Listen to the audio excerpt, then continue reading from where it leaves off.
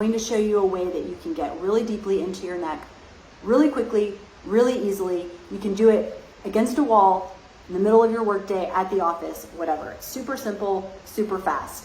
So I recommend with this one to use the gold ball if you have it. The larger size perfectly fills up the curve between your shoulder and your ear. A pearl or a silver will also work.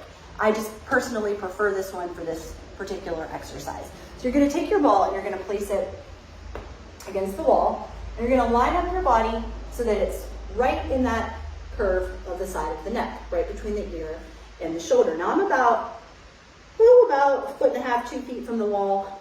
The further you go from the wall, the more pressure you have. So you can bring your feet further away from the wall if you want more pressure, bring them closer to the wall if you want less pressure. I also have my feet staggered, so you could have one foot in front of the other to feel more stable. It doesn't matter which foot is in front of the other. So the first thing you're going to do is just take your hand on the side of your head and really encourage the side of the neck to arch over the ball. And I'm just letting my other arm, my ball side arm, totally just hang free.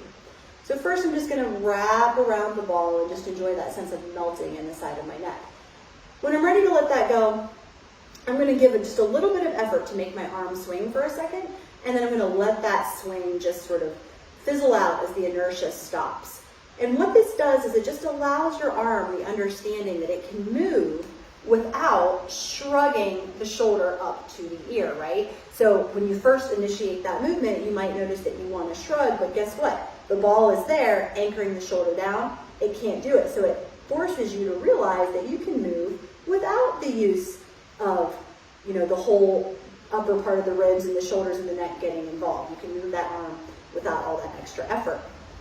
Now, after you've been there for a while, I'm going to do this quick, so you would stay here longer than what I'm showing. But after you've been there for a while, you're going to bend your knees, step closer to the wall with those bent knees, and then straighten your legs and see how that makes the ball push more firmly down on the shoulder. So now that anchoring down is even more secure. Once again, I'm going to swing my arm and see that, I can't shrug my shoulder up, so I have to find other ways to initiate that movement without getting all this excess muscle involved. Letting the swing kind of just die down on its own. You can then add in things like turning toward the wall, which will bring the ball more to the front side of the neck, starting to get into the jawline and